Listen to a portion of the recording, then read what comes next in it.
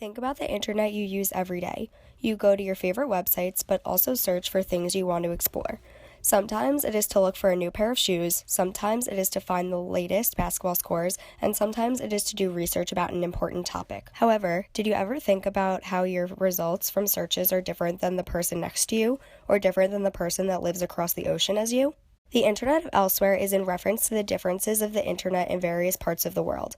The differences that several places around the world have regarding the internet all start with the history of these countries and how each of their political, social, and economic realities come into play.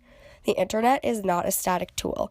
It is always evolving, along with every other type of technology. Cyrus Farivar elaborates on the improvements that South Korea has accomplished in his book, The Internet of Elsewhere. In 1953, South Korea was a country infiltrated by war, and in 1982 was definitely not savvy with data networking. However, several years later, South Korea is now the world's leader in high-speed connectivity. Their high levels of connectivity changed the ways of their politics, media, and entertainment. Beyond this, South Korea's network availability even exceeds what is provided in the United States.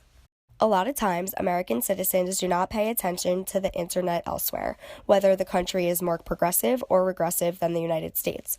Furthermore, many Americans disregard the thought of surveillance and censorship that does occur in other places around the world. The surveillance that occurs in the United States is very different than the censorship that goes on in a place like Iran. During the Iranian election, few users had Twitter access, but the ones who did tried to get out as much information as possible. Iran is a country that has little internet access and much censorship since the government regulation is excessive. Iran is an extreme case of censorship, but there are other ways that censorship occurs in other countries, even including the United States. Alexander Halavase mentions the control the United States has over search engines in his book, Search Engine Society. Search engine results are filtered out based on what the search engine companies think should be primary, secondary, and so on. Is this a form of censorship? Maybe it is not intentional, but is it still subjective? Halavase says, search engines are dominated by American companies, and this in turn suggests an imperial and proprietary relationship to the internet.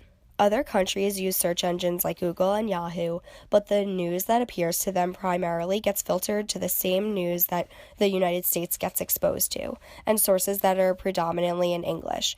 Even search engine providers who try to be as inclusive as possible are still most likely unable to design a way to understand all of the various cultures around the world. In other cases, like China, they use their own versions of search engines and social media platforms because they have major control over their websites and censor everything to keep an eye on their users. Many countries, whether it is South Korea, Iran, China, or the United States, are at different levels of prosperity, censorship, and surveillance when it comes to the internet, but it is because of the history that leads up to the current moment.